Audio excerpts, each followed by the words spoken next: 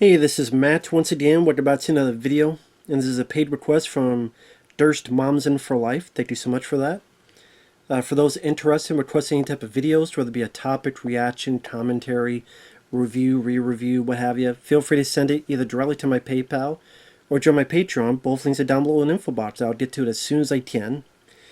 And this is for the 2019 film Rabid, which is a remake of the David Cronenberg film. Now, the thing with this, I don't remember the original because when I think of Cronenberg, the films I like of his are The Fly remake, The Dead Zone, Videodrome, A History of Violence. These are films kind of later in his career, but I'm not really into his early career. Like, I'm not into The Brood. I'm not into Standards at all.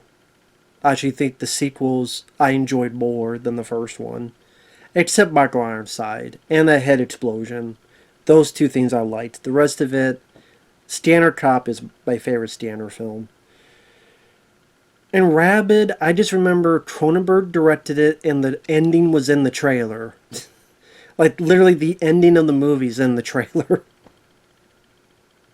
I'm like, okay, isn't this just kind of like a zombie movie? But it's, I'm sorry, infected movie. Like, I guess later, 28 Days Later and even Warning Sign. And just I remember liking those films more than the original Rabid. So I don't have any partial take. I don't have any, oh, I grew up with the original and so how dare this remake be made? I don't have that sentiment. I don't have that mentality. And I still thought this film was kind of meh, mediocre at best. It's directed by the Soska sisters. I don't know how they got into directing. They should get out of it. See No Evil 2, I thought was a piece of crap. I don't mind the first See No Evil with Kane. The sequel I thought sucked. They did Twilight of the Dead or Twilight Living Dead, whatever, and apparently that's an awful film. I never saw it, but everybody else said it was awful. They did American Mary, which I remember being meh. Eh. In this one, I guess this or American Mary, maybe they're more tolerable ones.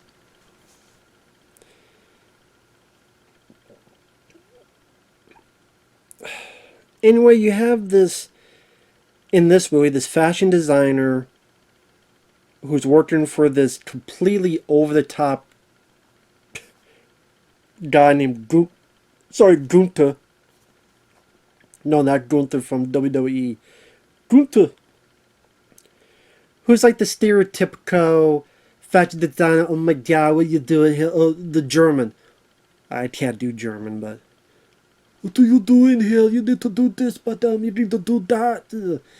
Like German dickhead designer. Look at me. And our lead character, played by Lara Vandervoort. I can't remember how the hell you say her name, but she was Supergirl on Smallville. Which, to be honest, I've only seen like one episode of Smallville. That was the pilot episode. Didn't mind it, but I didn't watch much of Smallville. I know there's a podcast on YouTube where Tom Welling and Michael Rosenbaum go through each episode of Smallville called Talkville, but I never watched the show. But I guess she was Supergirl in Smallville. And her character's name is Rose. That's what I was checking, making sure. Yeah, her character name is Rose. And apparently people don't respect her because she's ugly, so, she got scars on her face. I'm like, she's still good looking, but in this world of fashion, where they're all bitches, so of course they think she's ugly, she's got a few scars, because there are stupid uptight people everywhere, including the fashion industry, so they don't pay attention to her, they don't pay attention to her designs. And I thought Laura Vandervoort. Sorry, I butchered your name. I don't think she did a bad job. I don't think she did a bad job. She wasn't a robot. She wasn't monotonous. She wasn't phoning it in. I think for what she had, she did what she could. So her friend invites her to this club. This guy hits on her. She overhears some BS where people make fun of the way she looks, and she runs out and immediately gets into an accident. Her face is disfigured, especially here, where a lot of this is missing. So you see teeth, but a lot of this is gone. That's where she's horrified. I don't think the makeup effects were that bad. Some people online did not like the makeup effects. I didn't mind them, at least with the way she looked. Cause it looks like they put wires on it that, I don't know, keep it shut or something. I don't know. Looked like they put wires on it. At least in some scenes, especially later on. So this doctor says, we'll do this experimental stem cell research on you.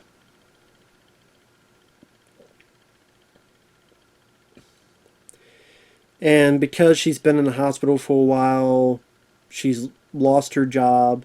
So her friend's like, you don't move into my place. Then, for some reason, the Soska sisters decide to do this weird, out of the blue ode to dead ringers. Another Cronenberg film. Because you see a scene where everybody's dressed in these red outfits, red robes, that's straight out of Dead Ringers. And they do this surgery.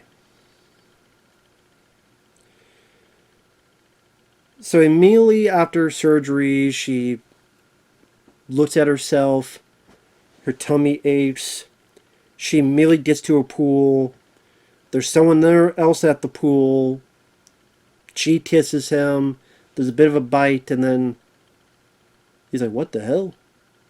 And then she freaks out. Now, I thought this was a bit too quick, like, we immediately jump into it. Maybe there could be like a gradual progression of she's like everything seems fine and then something's wrong, and then like little things here and there where she looks at something and it seems tasty and it's like, what the hell am I thinking of that for? And her tummy aches and then she eats, but it's like no matter what she eats, she can't keep down or it's not enough. But there's no progression. It just immediately goes to, yep, she's at a pool, she's horny, bites the guy's lip, freaks out, leaves, and that's it. And then she'll do things, but then she thinks, or her doctor tells her they were only hallucinations. I just like that bite at the pool, or another bit where she scratches someone's stomach.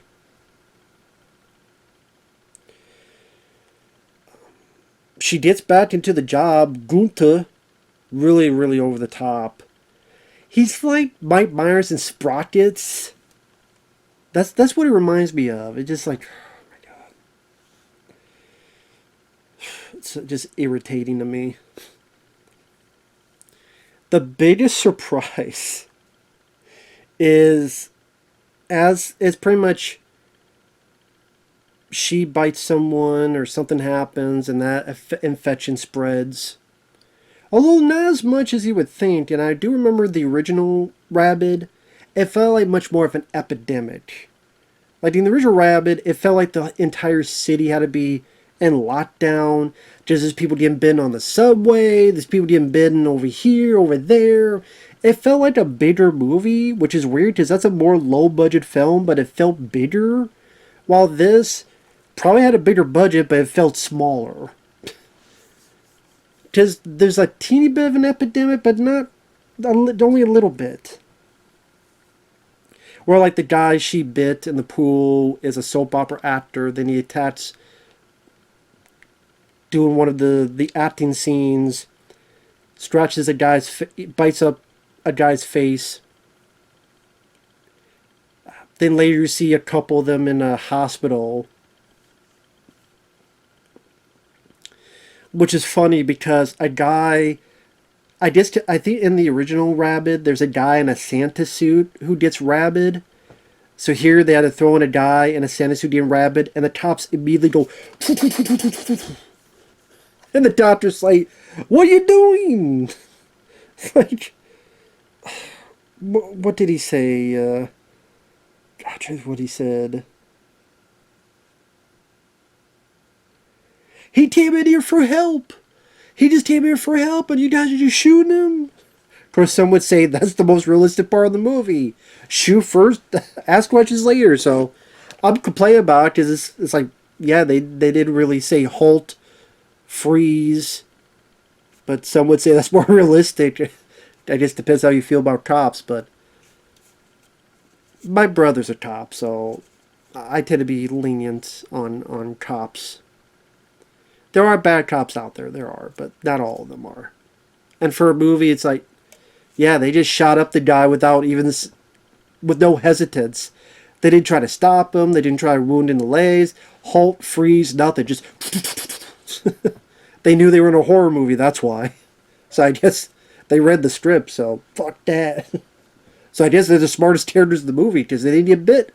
So they're they were safe.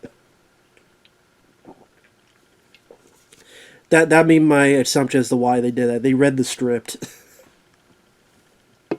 Fuck you, doctor. I'm not dying today. I may be NPC character in the background here. Maybe top number 2 or top number 5, whatever, but I ain't dying today. Ain't dying today. Santa Claus, I may be on your naughty list, but I'm still alive today, bitch.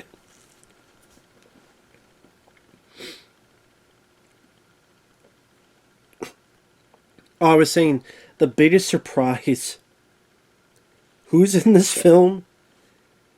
CM Punk. Fucking CM Punk is in this. And I just, they show the names in the opening. I remember like, wait, did that say CM Punk? And then here is CM Punk wearing a black leather vest, being a dick as Billy, where he's like cursing out, "Oh, you pretend you're on the phone, you whore. In Jersey, you're a 6." And listen, I know a lot of people do not like CM Punk. Most people I know do not like CM Punk. I do. I can't help it, I do. I'm sure he's a dick, but people say I'm a dick as well. But maybe like him, some people don't know the circumstances as to why that happened, so maybe I'm being lenient on that, because I know how people have said I was a dick without knowing the full story. I don't mind his wrestling matches. I love his promos. I liked his personality. I liked his attitude. I actually wish he was in the film more. But if you don't like him, the lead girl gets with him. They get in the car, and immediately she kind of attacks him and bites his neck. And then next time we see him, he crouches through glass to try to bite our lead girl's potential boyfriend, and he immediately just slams it down and just bashes his brains out. Now, kind of sitting there going, wait a minute, like, you just bashed this guy's brains out. But now that I think about it, it made sense with the twist, which fuck yeah. I mean, yes, it's spoilers, but it's Rabid from 2019. If you care about spoilers, I'm sorry. I'm spoiling it now. That boyfriend, you find out, actually knew what was going on because he knew the doctor and he was there to watch over this girl and her prognosis. So that means he would know what's going on, and that's why he immediately killed the guy. So. But CM Punk, I mean, you think for a guy like you hire as a wrestler, you think he would like be able to do a couple moves and do a couple more things? He didn't really do a whole lot. I think he throws a couple people, but not a whole lot. I think he does bite a couple people, to be fair. I think. But then the guy takes him out and smashes his head with a fire extinguisher. Which you don't see a lot of details of that. But there is some blood throughout the movie. There is some gore in the movie.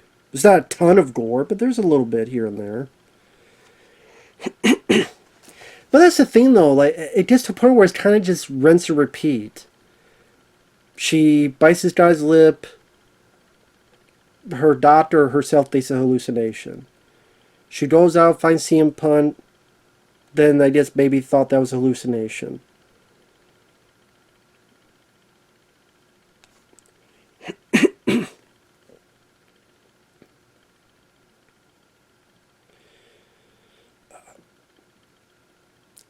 It didn't. I don't. I'm sorry. I'm freezing up here, but I don't know if it's just the pacing. It just kind of felt like you didn't really feel the enraptured outbreak that I do remember being a bit in the original. Where it's like, man, it's spreading like a wildfire, and will they be able to keep this under control? Like I said, you only did like one or two scenes in a hospital where they're all grouped in the same section, and then I don't know what happened after that. I don't know if they just killed them all or what all happened. Because I don't remember them coming back to it.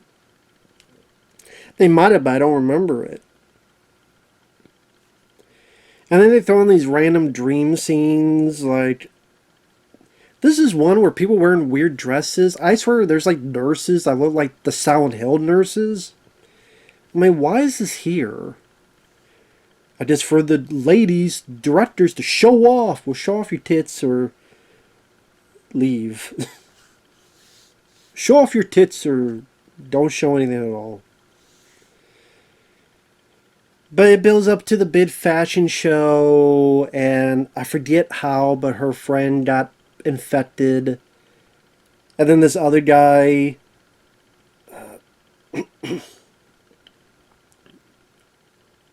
or two of them.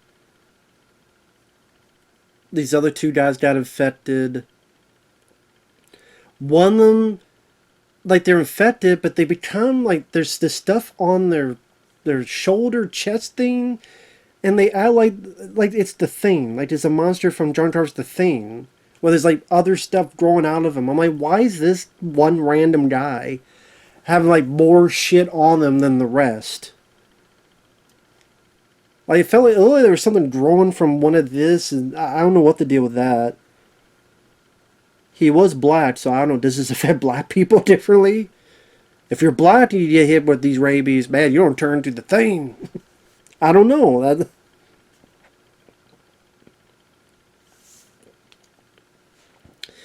But the cops come, they shoot that guy, they shoot her friend, she gets captured, thrown to a cell, and the doctor that gave her the stem cell, you realize this has been part of his big experiment.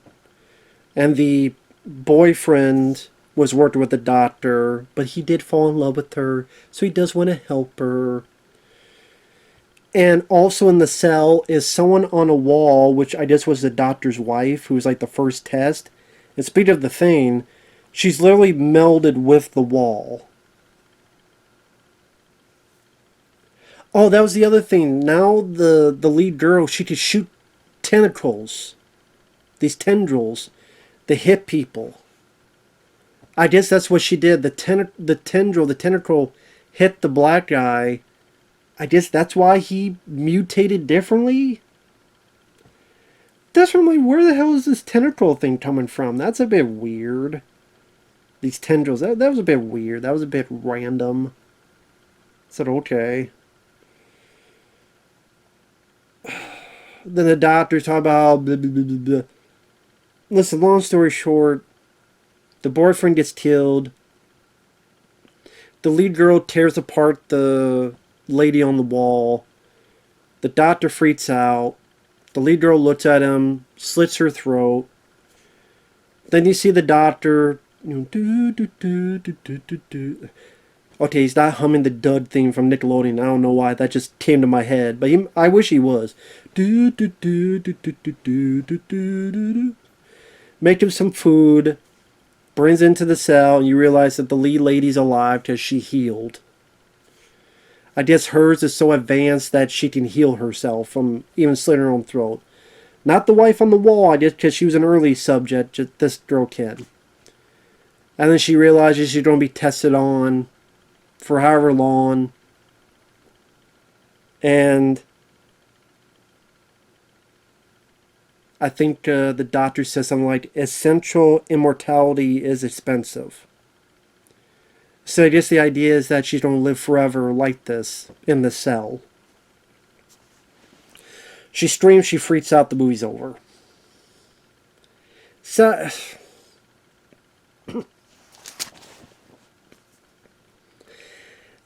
that's the thing, this movie is just one of those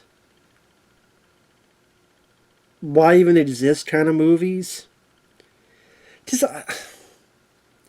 it wasn't the goriest. It wasn't. He's of course the most original. It's a remake. But for what little I remember, they do more of a job of building up the main character in this one. I don't remember them doing any amount of building up the main character in the original. I think it's Marilyn Chambers. It's kind of like she's infected and it spreads. That's it. But I don't like this one. They try to do a bit more of building up the character. But even then, it's like they kind of drop all that just for her to kind of bite this person, they're infected. Bite this person, they're infected. And it it just got tedious as it went along.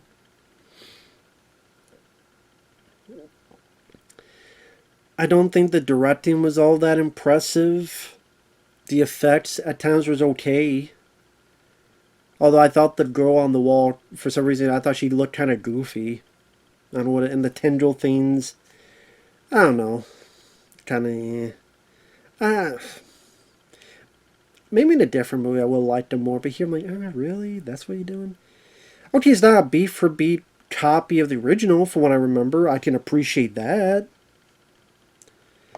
But, I don't know, there wasn't really a whole lot there for me to really get attached to. Like the lead girl, I thought she did fine. It was kind of fun to see CM Punk in there.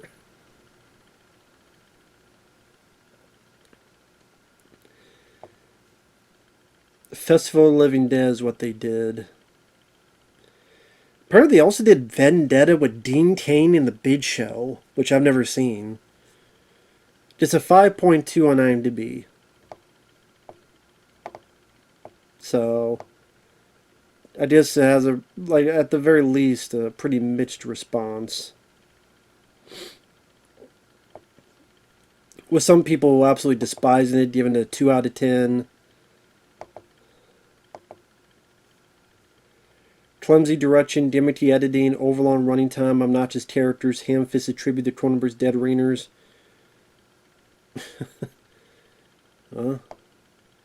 Can't disagree with them on some of that, yeah. It did feel a bit long. I will say, it did feel a bit long, because this was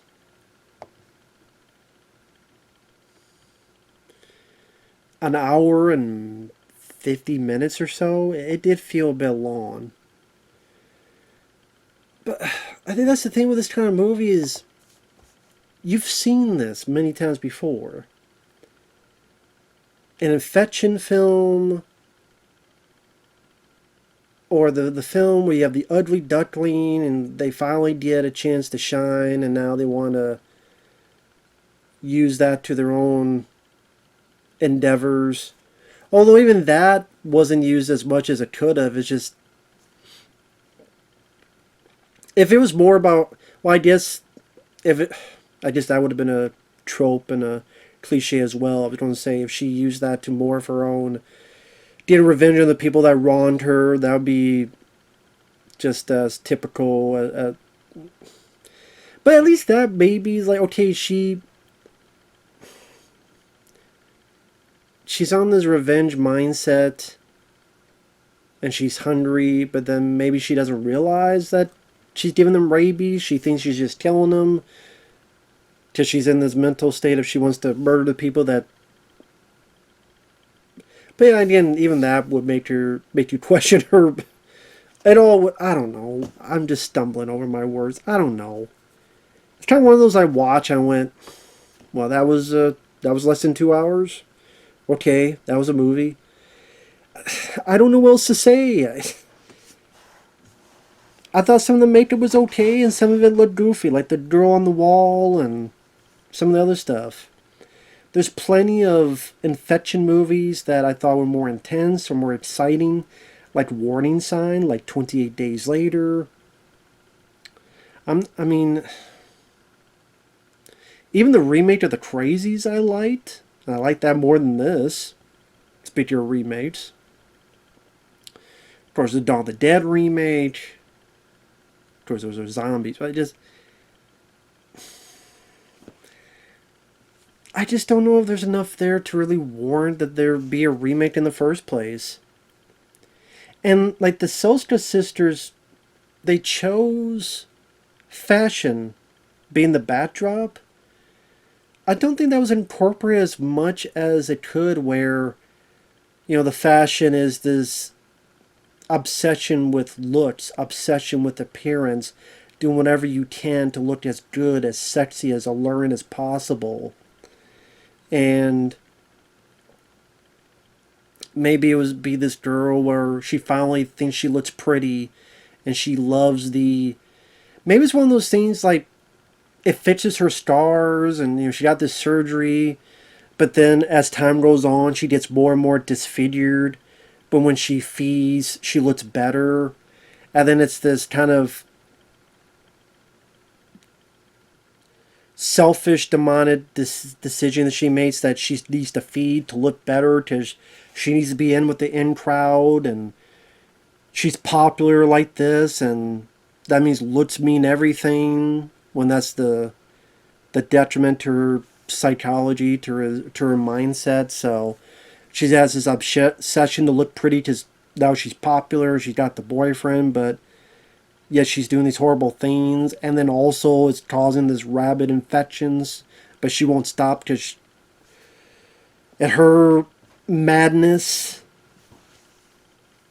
part self-inflicted because her low self-esteem, part because of the outside crowd that she's trying to appeal, who's toxic, but yet she wants to fit in even though it's a toxic environment. But like fashion, it's a cutthroat business, and maybe she's trying to take out the competition. I don't know. Maybe I'm thinking like Showgirls meets Dawn of the Dead, or I don't know. I don't know what. I don't know. At the end of the day, the more I think about it, was I a fan of this film? No. It just wasn't rage-inducing. It wasn't rant-worthy inducing. It just... a lot have been there, done that, and I don't think the fashion backdrop was really used to much effect. I mean, it could... with how little they used the fashion backdrop, it could have been any job. Like, she's apparent about her looks, and wow, I look good, I don't have any scars anymore, but then the whole look thing never was really brought back up again. You think it's going to be some kind of point of, do you choose being accepted and looking good, or be yourself? And you may be unpopular, but what matters is deep down in here, your heart. None of that comes into play, so I don't even know why the hell I'm burning it up. And like the look of the film, let's direct to streaming.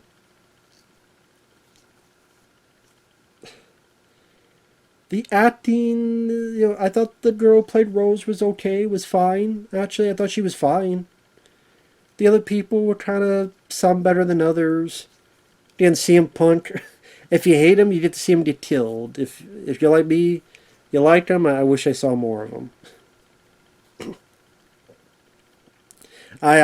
Just don't think he was used as much as he could have. And at the end of the day, just kind of there. It's not the worst thing I've seen. It's not the best thing I've seen. Just kind of there. Sorry, it's not much of a review. I don't know what else to say. I would never see it again. So thanks for watching. Take care. We'll see you guys later. Bye-bye for now.